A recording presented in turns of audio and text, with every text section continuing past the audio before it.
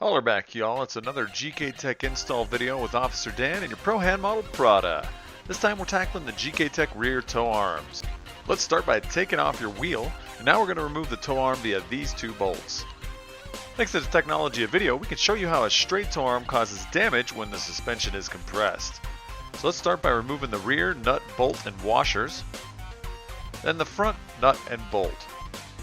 Then, Bob's your uncle, the arm shall come off of the car. Let's peep the stees of what's inside this box.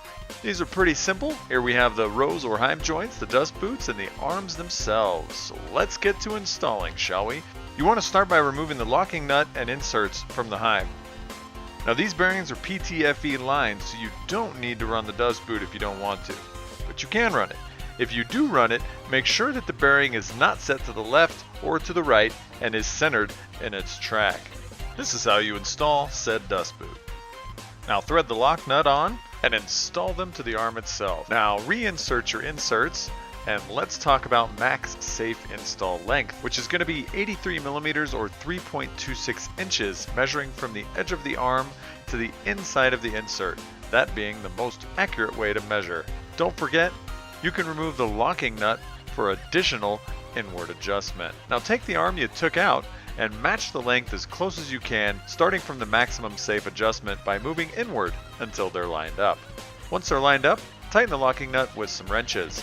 Remember, if you tighten on the bench, you can't have the heim crooked, which may be harder to see with the dust boot installed, so you may want to test fit before you finally tighten them.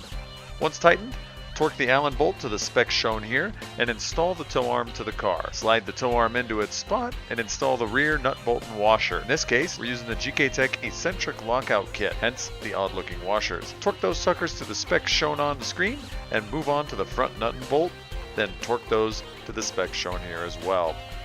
As you can see, there's now plenty of room for activity due to GKTECH's design.